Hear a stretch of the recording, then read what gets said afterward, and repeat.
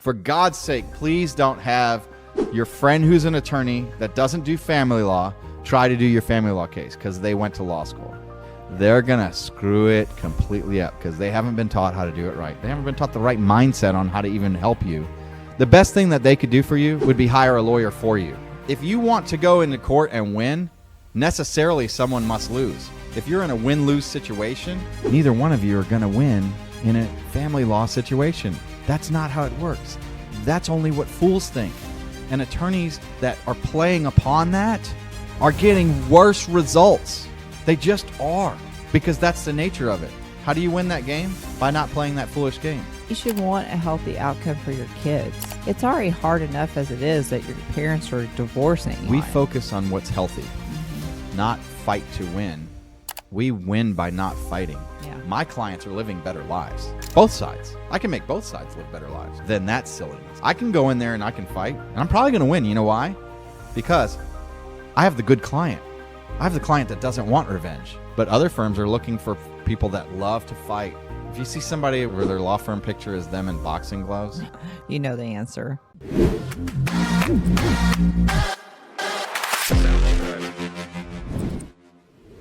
Since we're about to enter summer, this is about, possession. Weird double entendre with my wife's name, Summer.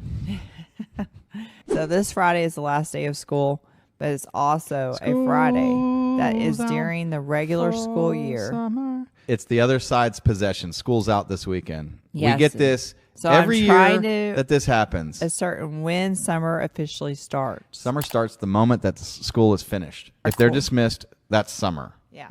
So it says our court order does not specify exactly when summer starts. Yeah. And use a standard possession order verbiage. If the other side is supposed to get during that weekend or whatever during the summer, it's the summer.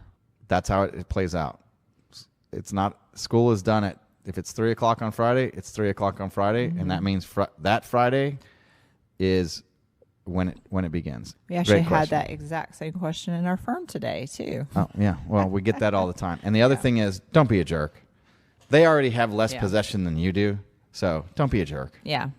Yeah. Do the right thing. You really want to take that in front of a judge? Let me tell you, judges hate that. They hate having to deal with that question. They're going to look at both sides and just be mega annoyed. The attorneys are going to ruin their reputation for having to bring that in. And the parties, I hope you never need anything else like real, because that judge ain't going to like you, and that judge is going to remember you. Like, don't do that. So, school's out, move on. Exactly. It just is what it is. Sorry.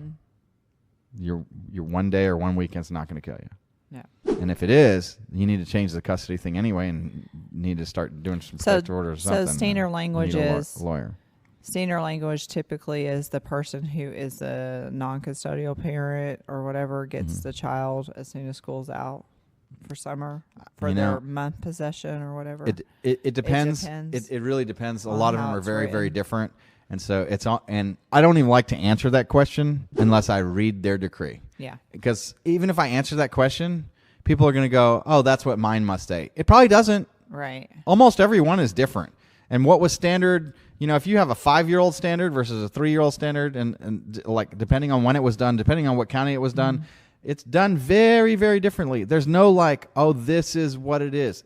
There's supposed to be this is what it is. But there usually isn't. And I'll just be wrong. The correct thing is, let me read their decree, and then I'll tell you what it is for them and for only them. Because their decree, it doesn't matter what the law is on that stuff and what it's supposed to be and what the standard possession is based in the code book. That doesn't matter anymore. It's what's in their It's decree. what's in theirs, because theirs is the law that applies to them, not this other that's going to apply or supposed to apply to everybody else. Well, it's the one that's actually there. And there can be a whole lot of reasons why that doesn't, it's not the same as that. Right. And a lot of people go to mediation and they could have agreed, hey, I want it this way. I want from this time to this time. Or we need like some ominous music like that. Or they got their form off the internet. Dun, dun, dun, dun. No. So funny. Don't. Let me tell you about forms off the internet. Forms have always been free. Now you can just get them for free off the internet. I love when people pay for a form on the internet, right? Oh, it's like, you've always been able to go to the law library and read the forms and get the forms, same forms. Like there's things called form books, and they're on the shelf, and you can just take it off the shelf and use it.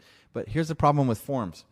It's not the form that you need. It's the know-how and experience on how to use the form. Yeah. It's like, oh, I need a race car. Really? But like Star Wars. Yeah, you could get a ship, kid, but who's going to fly it? You? I'm not such a bad pilot. Remember from the prequels? Obi-Wan's a pretty dang good pilot. Obi-Wan could have bought a ship and flown it himself. Obi-Wan still hired out a professional, right? Knowing that this is like mission critical from the princess, right? This is important. I need to hire a good person. And Obi-Wan was smart enough to know this is the guy. And he had the Force to know. Probably like the Force going, yeah, Han Solo, by the way, you need this guy to do it. It's the same thing, man. It's the same exact thing. You got it. It's not about the ship. It's not about the form. Like if I put a child in a race car that has never driven before and can't reach the pedals, that's what it's like giving you a form. Yeah. I'm sorry. And I don't say that to like demean anybody.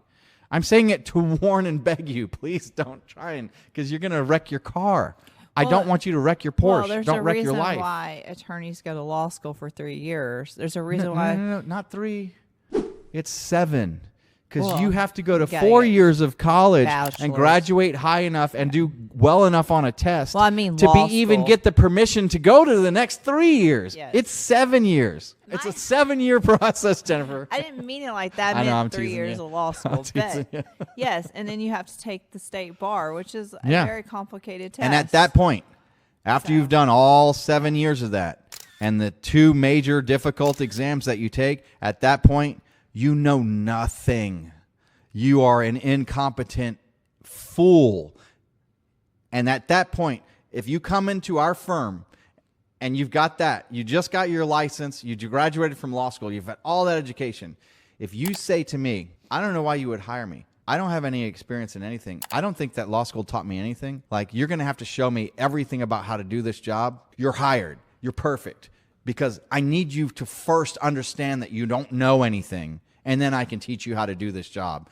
Because it's not that you need many months, if not years, of apprenticeship. I mean, look how much I teach Thomas, and look how much I've taught Daniel, because he came in from a different area of law, even after practicing law for more than 5 years. It takes so much more than that. It's so sad because we see people like ruining their lives, and they walk out crying. I think the best analogy to this is it's like you walking in, your car's all apart, and you have to put that car all the way back together. Yeah. And you've never done anything like that before. And you're asking for like the instructions for the windshield wiper fluid. Yeah.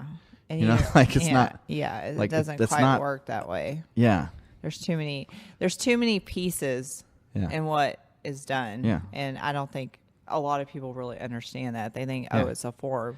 No, it's worse than that. Sometimes there's like 20 forms. Because you have to learn how to put the car together entirely and do it. And before you even get to turn the car on or test drive the car, you put your children in it. You ask, and like, I hope the brakes are going to work. I hope that everything about it's going to work. And I hope that and then you're going to take it out and have to run this race. And if any little thing breaks before you run the 500 miles, then your children crash into it's just, it's not good. You're risking your kids.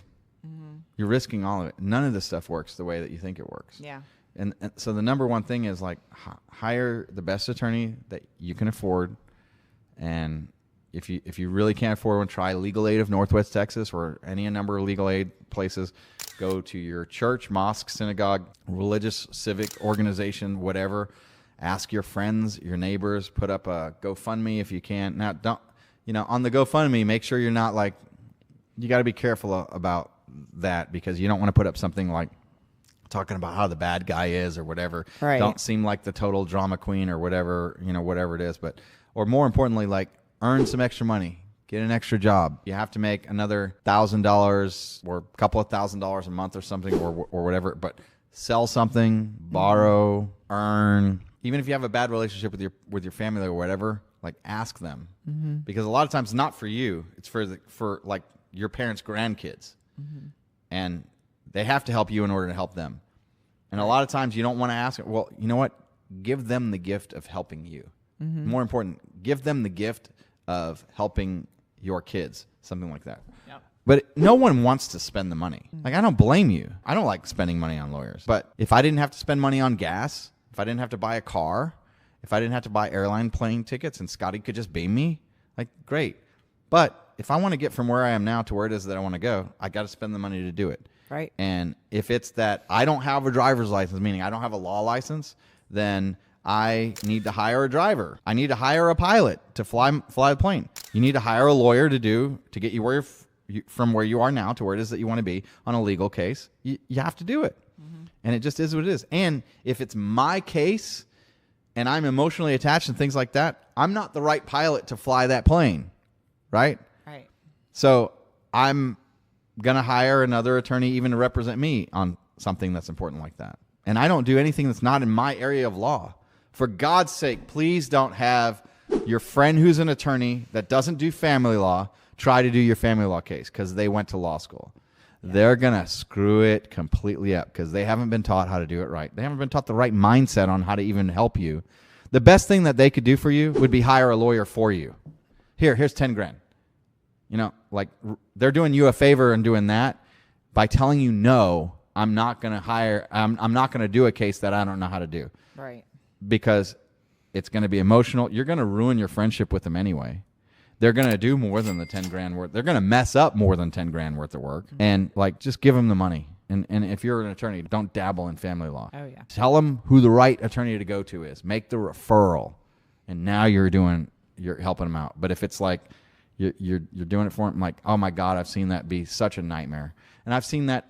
There was one case that we did where it cost both sides almost $100,000 each on a case that should have cost about $7 grand.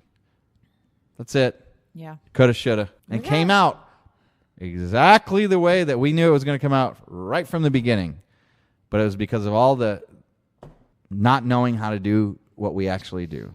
Yep. And unfortunately, it happens a lot where people, like, there's either one side or it could be both, but they can't come to an agreement. And that case just keeps going and going. And it should have gone the way it should have went. Yep. Because had they just stopped. I can't tell you how often. And just, like, got along for a second. Yeah. And figured it out. Yeah. Hey, we're not happy. We don't want to be buried. Okay, that's okay. Let's figure this out like adults. And let's not be childish about it. But then when the childish stuff starts happening is when the bill starts going crazy. Oh, yeah. I could tell you names, but I never will. But there are attorneys that love when they do the fighting because, like, all right, they're making their money. Yeah. I don't want to make money from that. I got plenty of cases next. I'd rather help more people by stopping the foolishness. Everybody trying to get revenge and what this nonsense, and then you don't tell them what it is they really need to do to give them clarity and peace, Right. and then allow them to move forward. I can't tell you how many times we have a really great deal from the very beginning, and it's like every possible path from here is only worse for you. Oh, yeah. If you don't take this deal, it just keeps getting worse and worse and worse. And then it's going to be such a bad deal, you're not going to be able to take that deal. If you can't take this deal, you're not going to take this worse deal. And it's just going to tear you completely down. Right. And then we're going to have nothing. We dealt with a case like that this week. Both of the parties want to agree. The other side, this evil child from a previous marriage, and loves when the father is suffering, he's her prisoner. And loves when the other side is suffering. They want suffering from here, and basically has threatened because it has to live with them. And we're trying so desperately to get them money, and he's going to get less than half of what we've offered. Maybe nothing. Like, he might walk with 10% of what we offered. And it's just evil. Yeah. And there's pure evil in it. And that's the type of thing that, I mean, even an opposing counsel agrees. We are trying to do it, and sometimes, like, that's one of the most difficult things to deal with. And I think it's very difficult when the opposing counsel agrees with us and we're all on the same page, but then someone else intervenes into the situation Right. that doesn't need to be in the Right. situation. because both parties even agreed. Yeah. And that's But and I'll tell you, that's the 1% of cases that our firm takes. That's more than 50% of the cases that other firms take. But other firms are looking for people that love to fight. If you see somebody where their law firm picture is them in boxing gloves, you know the answer. yeah, stay away. Yeah. I also love to fight, but I do everything possible to get a healthy fight deal. to help the person Right. that's being attacked. Right. That's when we fight. Mm-hmm. And I think that's really important about who we are. Mm-hmm. We're not going to fight or seek revenge or anything like that. Mm-hmm. But if someone is attacking our client to a yeah. level of destroying them, then Yeah. we're going to stand up for our We client. focus on what's healthy, not fight to win. We win by not fighting. Right. And we almost always, and when I say almost always, because there are limited exceptions, but we almost always get better results than are even legally possible by going in to win in court. If you go in and you tell me you won in court, I know I've done better than you. Because I did better than whatever the hell you thought you won. Mm-hmm. I did better than that. Yeah. My clients are living better lives. Both sides. I can make both sides live better lives than that silliness. I can go in there and I can fight, and I'm probably going to win. You know why? Because I have the good client. I have the client that doesn't want revenge. Mm-hmm. My client's going to go in and naturally be telling the truth about who they are and what they're there for, and the judge is that much more likely to give it to them. So we're going to walk in and be much more likely to win over the person that's like, yeah, clearly we know the difference. And the judges know. It's quite evident. Yeah. But what we're focusing on is what is healthy. Right. How do we get you through the process in the healthiest way? So let's say you're skiing, right? Mm-hmm. If you want to not hit the trees, where do you look? The space in between the tree. You look where Don't you look want at to the go. tree. If you're looking at the tree, you're going to hit the tree. Right. So everybody's focusing on fighting. That's looking at the trees. We focus on what's healthy, and that's what we get. If you want to go into court and win, necessarily someone must lose. If you're in a win-lose situation, neither one of you are going to win in a family law situation. That's not how it works. That's only what fools think. And attorneys that are playing upon that are getting worse results. They just are, because that's the nature of it. How do you win that game? By not playing that foolish game. We play a better game.